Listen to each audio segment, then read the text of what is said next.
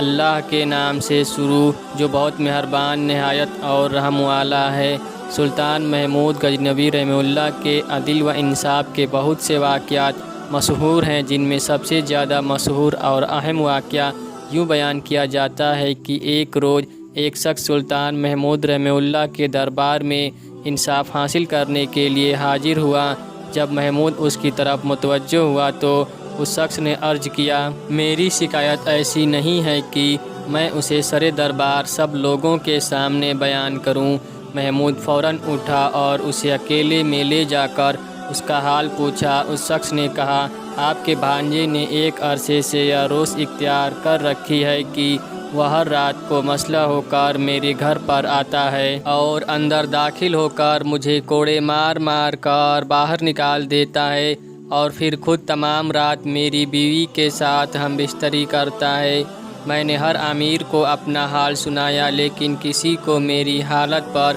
رحم نہ آیا اور کسی کو بھی اتنی جرأت نہ ہوئی کہ وہ آپ سے یہ بات بیان کرتا۔ جب میں ان امیروں سے مایوس ہو گیا تو میں نے آپ کے دربار میں آنا شروع کر دیا اور اس موقع کے انتظار میں رہا کہ آپ سے اپنا حال بیان کر سکوں۔ اتفاق سے اب آپ میری طرف متوجہ ہوئے ہیں تو میں نے آپ سے اپنی داستان بیان کر دی ہے۔ خداوند تعالیٰ نے آپ کو ملک کا حاکم اعلیٰ بنایا ہے، اس لیے رعایا اور کمزور بندوں کی نگہداشت آپ کا فرض ہے۔ اگر آپ مجھ پر رحم فرما کر میرے معاملے میں انصاف کریں گے تو جان نصیب، ورنہ میں اس معاملے کو خدا کے سپرد کر دوں گا اور اس کے منصفانہ فیصلے کا انتظار کروں گا۔ سلطان محمود غزنوی رحمہ اللہ پر اس واقعہ کا بہت اثر ہوا اور وہ یہ سب کچھ سن کر رونے لگا اور اس شخص سے یوں مخاطب ہوئے، اے مظلوم، تو اس سے پہلے میرے پاس کیوں نہ آیا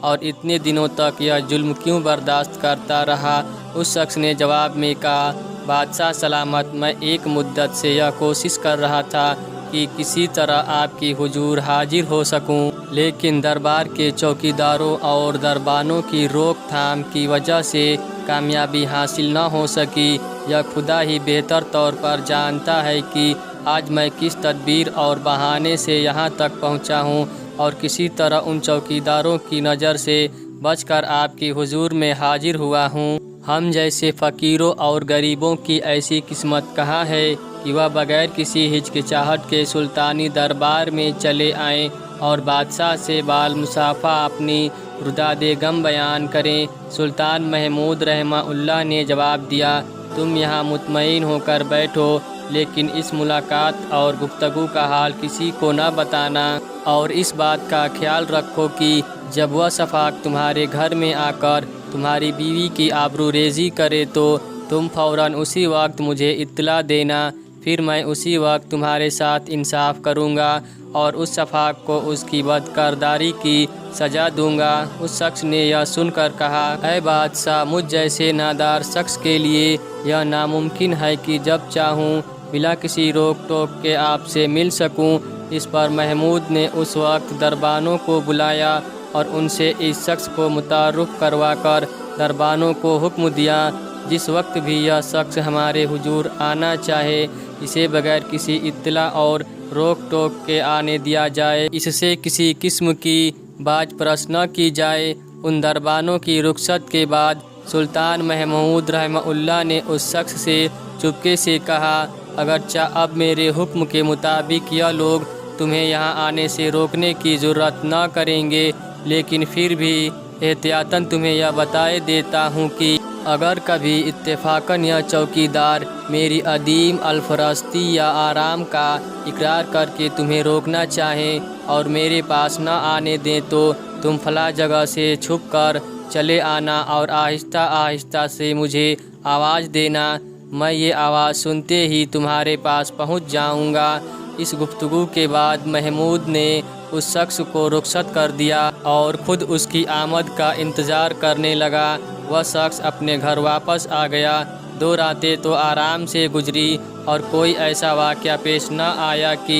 اسے محمود سے ملاقات کی ضرورت پیش آتی۔ تیسری رات کو اس شخص کا رقیب یعنی سلطان محمود کا بھانجا حسب دستور اس کے گھر آیا اور اسے مار کر گھر سے نکال دیا اور خود اس کی بیوی کے ساتھ عیش و عشرت میں مشغول ہو گیا۔ وہ شخص اسی وقت دوڑتا ہوا بادشاہی محل کی طرف آیا اور اس نے دربانوں سے کہا کہ بادشاہ کو اس کی آمد کی اطلاع دی جائے۔ دربانوں نے جواب دیا کہ بادشاہ اس وقت دیوان خانے کے بجائے اپنے حرم سرا میں ہیں، اس لیے اس تک اطلاع پہنچانا ممکن نہیں ہے۔ وہ شخص مایوس ہو کر اس جگہ پر پہنچا جس کے بارے میں سلطان محمود نے اس کو بتا رکھا تھا۔ یہاں اس نے آہستہ سے کہا، بادشاہ سلامت، اس وقت آپ کس کام میں مشغول ہیں؟ سلطان محمود نے جواب دیا، ٹھہرو میں آتا ہوں۔ تھوڑی دیر کے بعد محمود باہر آیا اور اس شخص کے ساتھ اس کے گھر پہنچا۔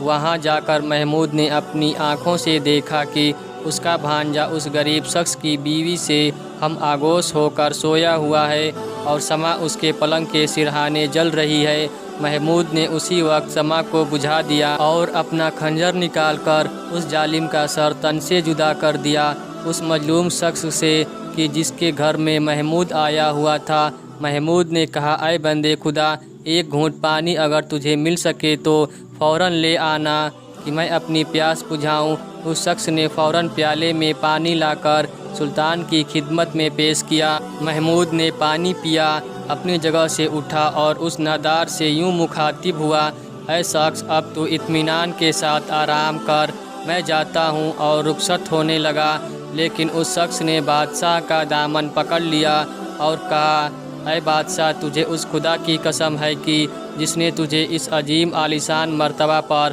سرفراز کیا ہے، تو مجھے یہ بتا کہ شمع گل کرنے اور اس شفاق کا سر تن سے جدا کرنے کے فوراً بعد پانی مانگنے اور پینے کی وجہ کیا ہے، اور تو نے کس طرح اس قصے کو ختم کیا؟ سلطان نے جواب دیا، اے شخص، میں نے تجھے ظلم سے نجات دلا دی ہے اور اس ظالم کا سر میں اپنے ساتھ لے جا رہا ہوں۔ شمع کو میں نے اس لیے بجھایا تھا کہ کہیں اس کی روشنی میں مجھے اپنے بھانجے کا چہرہ نظر نہ آ جائے اور میں اس پر رحم کھا کر انصاف سے باز نہ رہ سکوں۔ پانی مانگ کر پینے کی وجہ یہ تھی کہ جب سے تم نے مجھ سے اپنی رداوے غم بیان کی تھی تو میں نے عہد کیا تھا کہ جب تک تمہارے ساتھ پورا انصاف نہ ہوگا تب تک میں نہ کھانا کھاؤں گا اور نہ پانی پیوں گا۔ قارئین کرام اس قصے سے اندازہ کر سکتے ہیں کہ اگرچہ تاریخ میں بادشاہوں کے عدل و انصاف کے بہت سے قصے لکھے ہیں،